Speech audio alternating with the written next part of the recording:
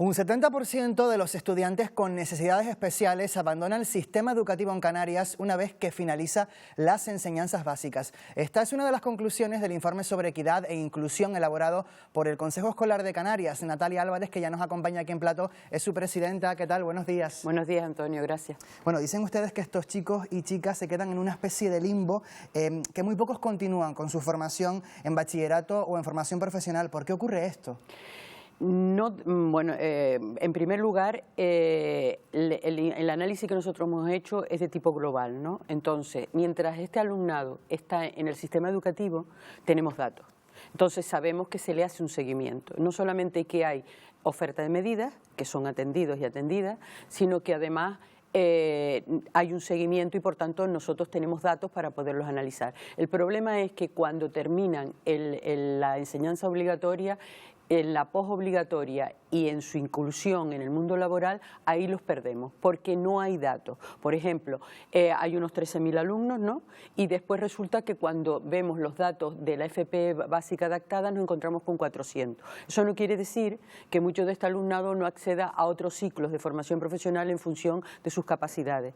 Pero el tema es cómo hacerle seguimiento a posteriori del sistema educativo. ¿Y qué medidas se podrían poner en marcha para garantizar ese seguimiento, para que ustedes puedan tener esos datos? Ahí nosotros pensamos que una coordinación transversal entre los distintos departamentos, porque hay muchas, no solamente la Administración Canaria o los cabildos o los ayuntamientos, sino también hay muchas entidades que trabajan con este alumnado. Entonces, que haya una coordinación entre ellos, que se trasvasen datos y que haya una visión de conjunto nos ayudaría a saber qué es de ellos y de ellas y cómo ayudarlos y cómo responder a sus necesidades. No solo hablamos de que estos chicos y chicas con necesidades especiales tienen que hacer en cierta medida más esfuerzos para seguir en el sistema educativo, sino que incluso tienen más dificultades, según el informe, dependiendo de si viven en zonas rurales o no.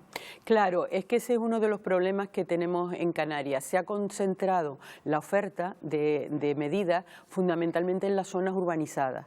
Entonces, las zonas menos urbanizadas o más rurales hay que acudir al transporte. De ahí la importancia del transporte escolar también, porque el transporte escolar garantiza que se pueda acceder a aquellos centros que tienen la oferta, por ejemplo, de las medidas específicas. Pero también el transporte se convierte en una medida compensadora. Las medidas compensadoras son aquellas medidas que compensan al sistema, que ayudan al sistema. Y estas medidas compensadoras no solamente afectan a este alumnado de necesidades educativas específicas, sino al alumnado en general que necesite ser transportado, por ejemplo, o que tenga que acudir a comedor, o que pueda acudir con sus hijos de 0 a 3 años. Es decir, ese es el otro capítulo que también abordamos en el informe.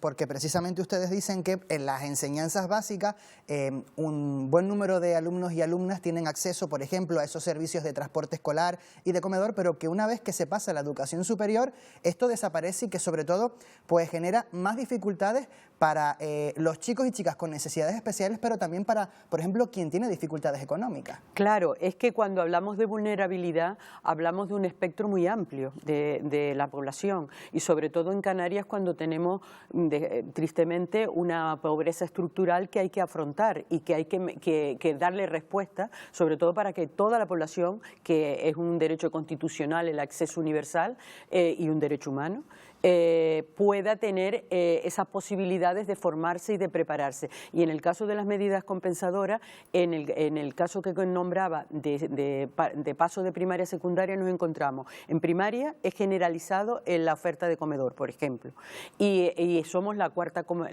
comunidad a nivel de Estado que tiene más alumnado comensal. Pero ¿qué pasa? Que cuando se pasa a secundaria, los institutos originalmente no estaban preparados para tener comedores y entonces nos encontramos que solo 11 institutos en Canarias tienen esa oferta, con lo cual se produce como un vacío entre primaria y secundaria. Se está cubriendo con la oferta de desayunos escolares, que fue una de las incidencias que hizo el Consejo hace años y que recogió la Consejería y puso en marcha. Pero pensamos que habrá que seguir trabajando, sobre todo para que en una misma familia el más pequeño pueda comer en el comedor de primaria, pero el mayor o la mayor resulta que cuando está en secundaria no tiene esa oferta.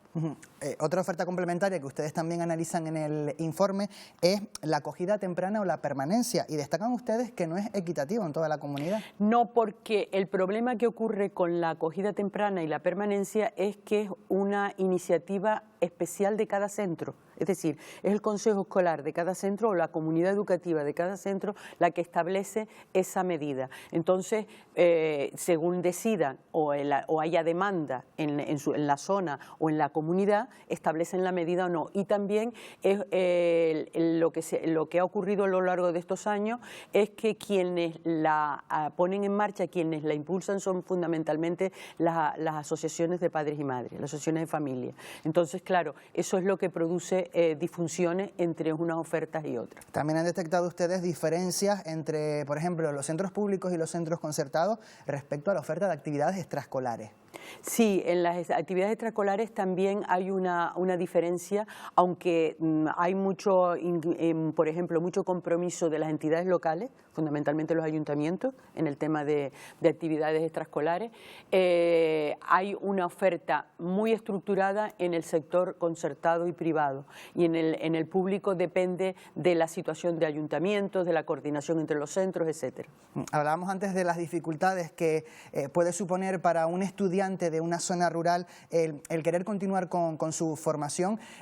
¿Hay medidas suficientes para garantizar, por ejemplo, que los chicos y chicas de las islas no capitalinas puedan seguir formándose? Lo que existe en Canarias fundamentalmente son las residencias escolares.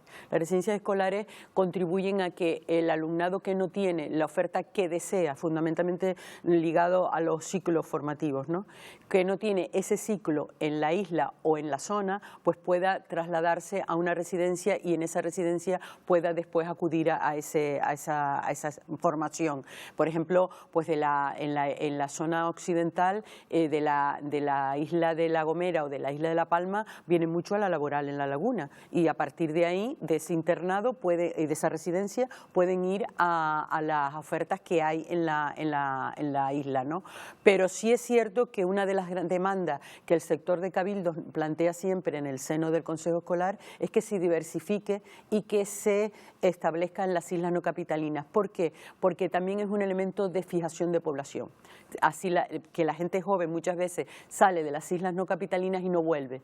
Y entonces, porque se forma fuera y ya se queda fuera, ¿no? Entonces, una de las demandas que hacen los cabildos de las islas no capitalinas es precisamente esa. Y una última cuestión, ¿va Canarias en buen camino en la escolarización de 0 a 3 años?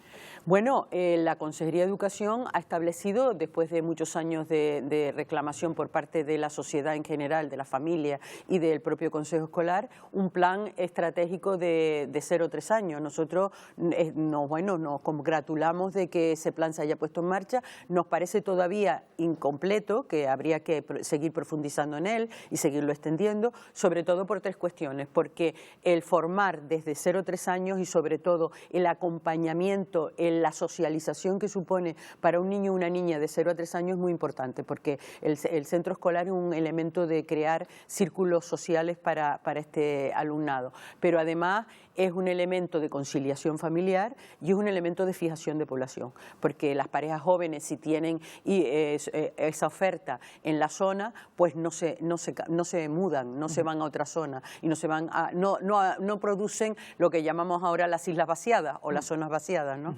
Entonces es importante. Pues Natalia Álvarez, presidenta del Consejo Escolar de Canarias, muchísimas gracias por habernos atendido esta mañana. Muchas gracias a ustedes.